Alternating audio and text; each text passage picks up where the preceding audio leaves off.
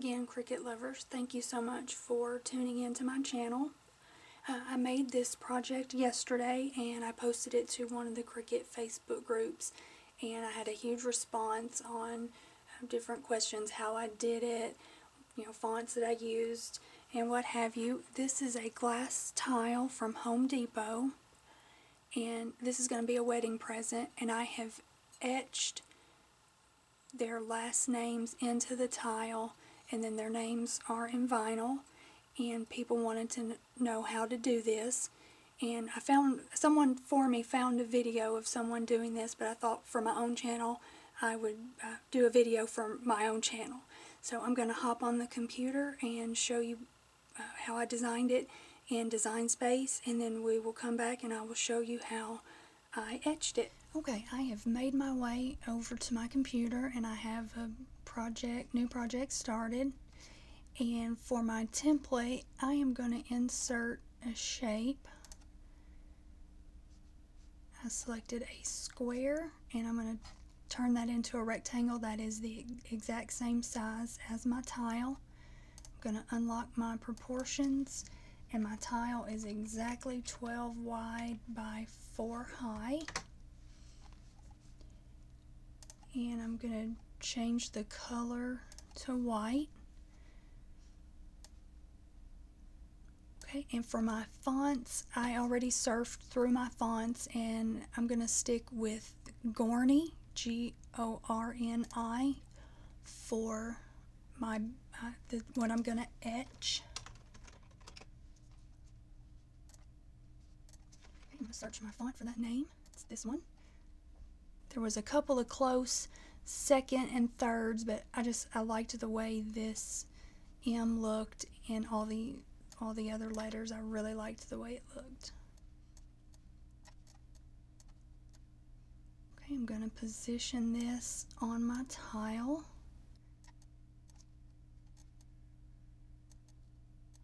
And I'm going to move my letters a little closer together. So I'm going to ungroup them. I'm just going to use my arrow keys to get them a little closer. That way I'm not moving them up or down accidentally.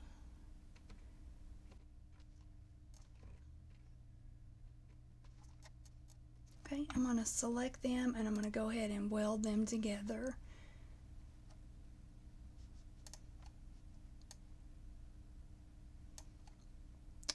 Well, my O decided he didn't want to be welded with these other people. Alright, we're going to try that again. Alright, now that my O is behaving himself, I'm going to get this centered.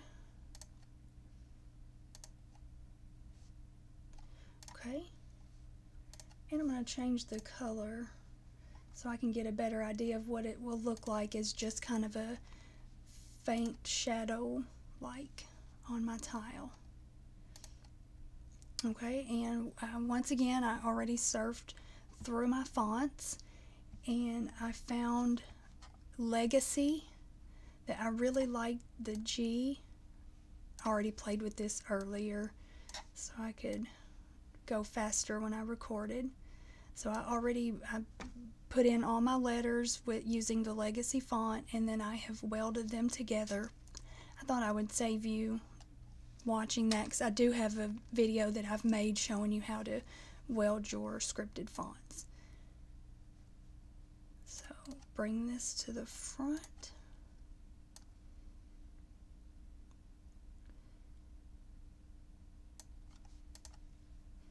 And I'm going to use Oracle 651 as my stencil vinyl, because a lot of you don't have the actual stencil vinyl, but you can use 651 as a stencil with no issues. And I already did something else before recording. I put little rectangles in my corners and I've attached it to this word so that when since my 651 vinyl is not see-through, I'm hoping these are going to help me line up and get this centered and hopefully not crooked. Okay, so I am going to get these cut out, my home and my It's So Good to Be. I'm going to let my Cricut cut that out, and I will see you back at my craft table. Okay guys, I'm back at my craft table. I have my tile. I've cut out the It's So Good to Be, and I already have it weeded. There was nothing special that I did. You just weed out between all your letters. I already have my transfer tape on here. I've left the backing on so I don't get it stuck to something it's not supposed to. I'm going to put that aside. And I had a huge scrap of just blue with the Oracle 651, and that's what I used to cut out the home. And this is where you weed the actual letters. Instead of weeding around the letters, you take those out.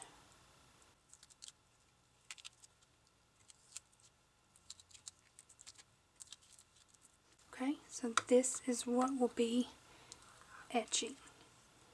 Okay, I have some just plain rubbing alcohol. I'm going to clean my tile.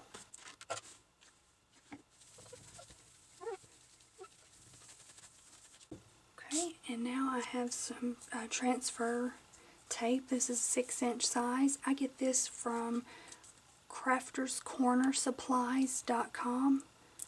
Love them. Okay, here's my little trick. This is the non-sticky side. I'm going to put this upside down over my stencil so I can get the sizing just right.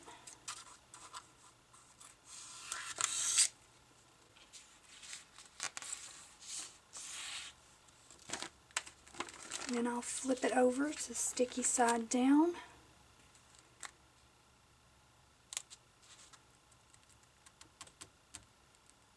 And let it fall. And then press it down.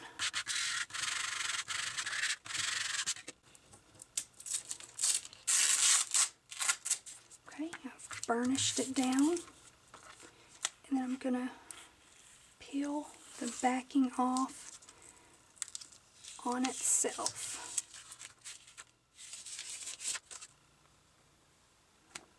Okay, I'm going to do my best to get this centered. Okay, I'm going to start with one edge and lay it down. Luckily my vinyl was exactly 12 inches wide. That's how wide my tile is, so that kind of worked out really well. Okay, I'm going to burnish this down really well in the edges of your letters. You do not want any etching cream seeping under these openings here. You will not get a good clean etch. And someone on my post gave me a tip to heat this with a blow dryer. So I have an embossing tool that I'm going to use instead on a low setting. Any air bubbles aren't going to matter as long as you get them away from your openings. I want that little joker as far away as I can push him. Okay, and then I'm going to peel my transfer tape back on itself.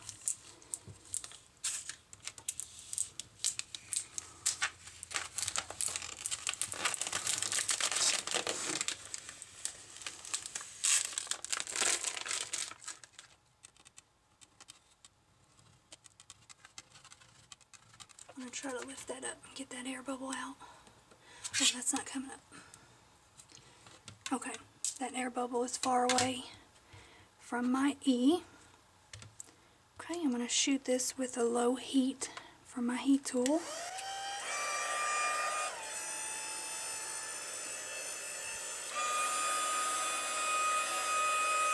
The etching cream that I have on hand is the Armor Etch. I did get mine at Hobby Lobby and I did use a coupon on that.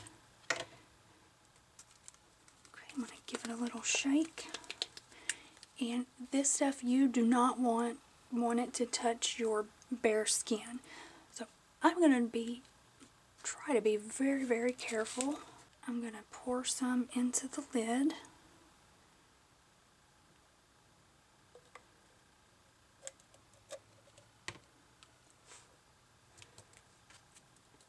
Okay, and I just have a sponge brush. I'm going to dab it on my open letters.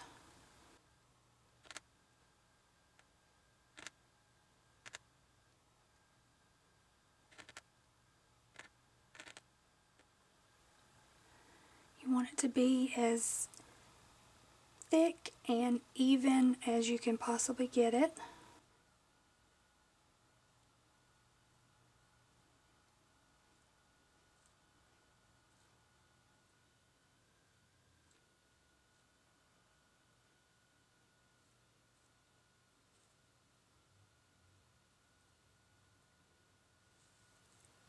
I'm going to scrape. I had some left over in my lid. I'm just going to scrape it back in the jar.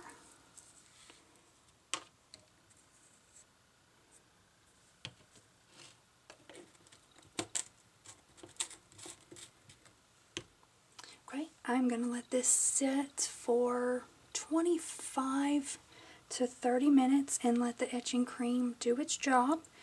And then I'm going to rinse it off and I'll be back after that. Okay, I am back at my craft desk. I have waited 20 to 30 minutes. I went ahead and took this to my sink and I rinsed off the etching cream with some warm water. And now it's time for the big reveal. I'm going to try to get a corner here. And now when you're rinsing, it absolutely looks like nothing has happened. But once you dry it off, and that's where you see the difference. This isn't as hard to get off as I was afraid it was going to be, since it's the permanent vinyl.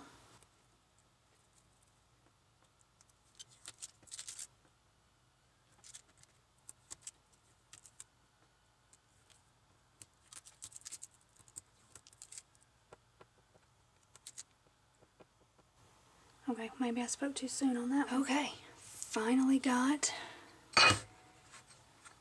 all the vinyl off. And there you go. There is your etched.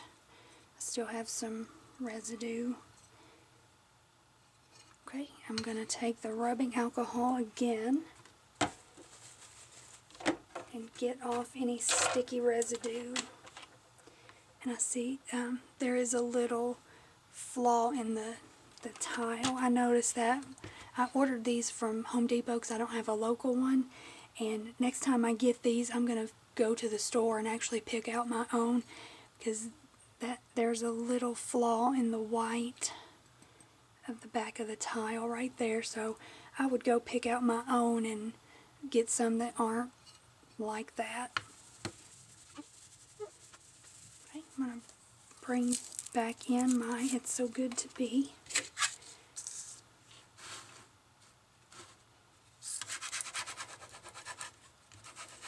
I didn't burnish this yet.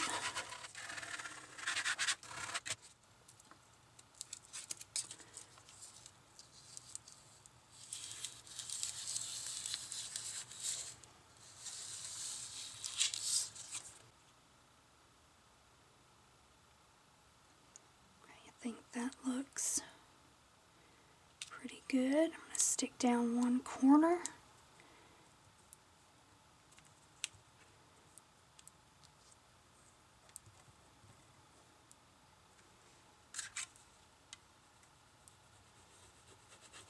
And you could have also done the knockout method if you had wanted to have the outline of the It's So Good left out around it.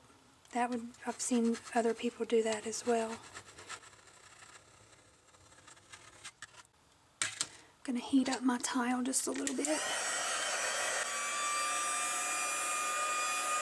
Vinyl sticks so much better to glass when it's warm. That's a trick I use when I do the big glass blocks. I heat those up before I stick on the vinyl. Okay. Peel it back on itself at an angle.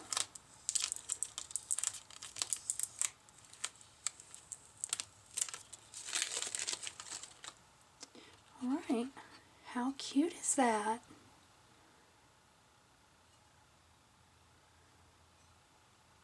Alright, Cricut lovers, thank you for tuning in to another video. I appreciate you so much for watching. If you have any questions or comments or video suggestions, please leave those below. And since this was fonts, I'm able to share it, so I will link my Cricut link to that so you can get the home and It's So Good to Be in this font. Thank you again. Have a great day.